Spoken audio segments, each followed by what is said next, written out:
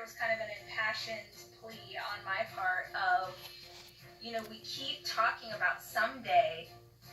Maybe you have to just make someday happen. Maybe you have to just decide that today is someday. Yeah. I gotta say, I speak on stages quite a bit, and I've spoken to crowds larger than this. The first time I've ever spoken to an all-female audience, this is maybe the most nervous I've been about.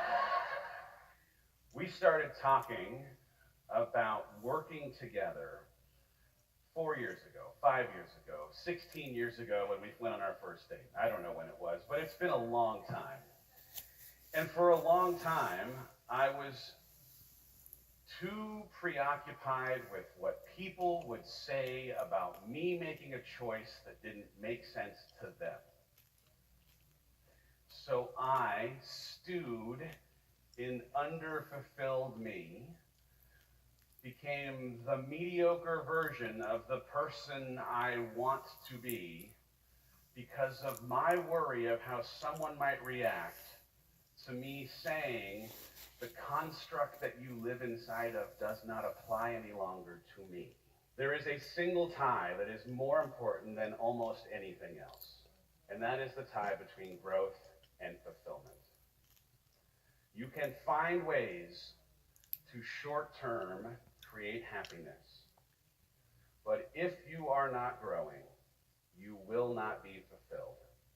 You push yourself outside of your comfort zone and do things that you can fail at so that you will fail and learn from the mistake to add that learning to your toolbox. I've been doing a job where I could not fail, and not because of me, but because of the strength of the team and the strength of the slate. The movies were too good and the teams are too great. If I cannot fail, I wish I could rhyme it, oh gosh, but the teams are too good and the content was just honestly too great that I couldn't fail. And in the absence of failure, fulfillment was gone. But I, a person who clung to certainty my entire life, would never have made the choice to let the greatest media company on earth, with the greatest product on earth, and the greatest teams on earth, know that I am now going to pursue uncertainty in these dreams of ours. Let me be clear. We are certainly going to succeed, but I am also certainly going to fail at some of these things because I don't know how to do a lot of the things I'm about to go do. But uncertainty versus certainty, staying in my job was the most certain thing on earth. I could have made a lot of money. I could have had a tenure that lasted for the next 20 years. And when I turn 60 in 17 years, my kids will raise glasses at a table and we will go around and ask them to say what they are most proud of.